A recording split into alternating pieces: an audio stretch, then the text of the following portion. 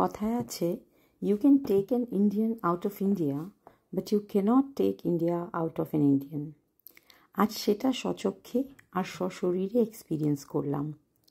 ক্যানাডার খুবই ছোট একটা প্রভিন্স নোভাস্কোশিয়ার, তারই ক্যাপিটাল সিটি হ্যালিফ্যাক্সে থাকি আমি।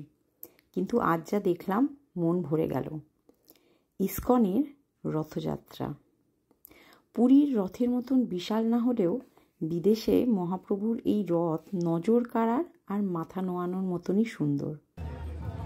স্প্রিং গার্ডেনে আজ বেরিয়েছিল এই রথযাত্রা, আর আমরা সব ইন্ডিয়ানরা মহা সুযোগ পেলাম এই রথের দড়ি টানার।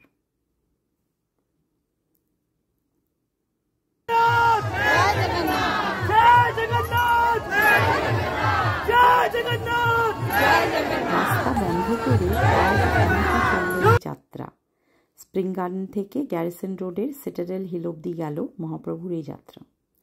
সুন্দর সেজেগুজে এসেছিল সবাই। নাচ, গান, প্রসাদ বিতরণ, প্রভুর রাস্তা পরিষ্কার করা আর রথ টানা, আজ সব হলো।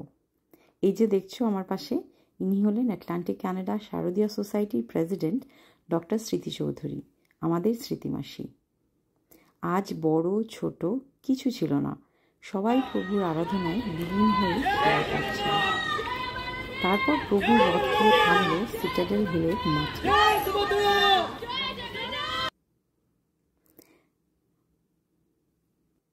আজ খিচুড়ি ভোগের লাইনেও দাঁড়ানোর সেই সুখটা অনেক বছর বাদ পেলাম। জয় জগন্নাথ। খোলা আকাশের নিচে ঘাসে ভরা মাঠে বসে সবাই মিলে মহাপ্রভুর ভোগ খেলাম। খিচুড়ি, হালুয়া, আচার। মাথায় তিলক কেটে চুস্কি খেতে খেতে মহাপ্রভুকে প্রণাম করে মন ভরিয়ে বাড়ি ফিরলাম।